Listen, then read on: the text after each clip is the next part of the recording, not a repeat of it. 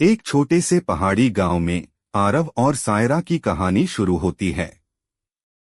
आरव एक शांत स्वभाव का लड़का था, जिसकी दुनिया किताबों और बादलों में सिमटी थी। वहीं सायरा चंचल, हंसमुख और हर किसी के चेहरे पर मुस्कान बिखेर देने वाली लड़की थी। दोनों का मिलना किसी इत्तेफाक से कम नहीं था।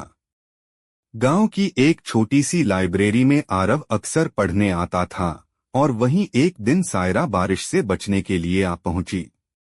पहली बार उनकी नजरें मिलीं और वक्त वहीं थमसा गया। किताबों के बहाने दोस्ती शुरू हुई, फिर वो दोस्ती धीरे धीरे गहरे प्यार में बदल गई।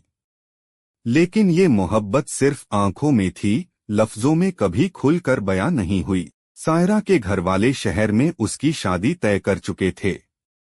उन्होंने ये भी तय कर लिया था कि सायरा को पढ़ाई छोड़कर जल्द ही ससुराल भेजना है।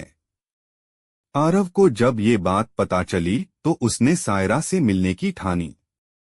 उस रात चांदनी में दोनों पहाड़ी रास्तों पर मिले, जहां उनकी मोहब्बत ने पहली बार शब्दों का सहारा लिया।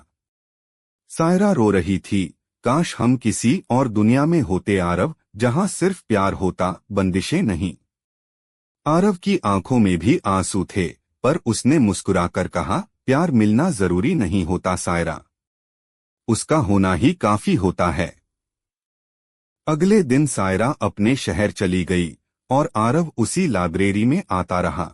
वही किताबें, वही कोना, पर अब सब सूना था। उसने सायरा की यादों को अपने जीवन की किताब में दर्ज कर लिया। वक्त बीतता गया। सायरा की शादी हो गई, लेकिन आरव कभी किसी और से दिल नहीं लगा सका। वह एक लेखक बन गया, और उसकी पहली किताब का नाम था एक अधूरी मोहब्बत, जिसमें उसकी और सायरा की कहानी थी। सायरा ने कभी वो किताब पढ़ी या नहीं, कोई नहीं जानता। पर जब भी पहाड़ों में बारिश होती, आरव को वो पहली मुलाकात याद आती, एक चुप सी मुस्कान के साथ।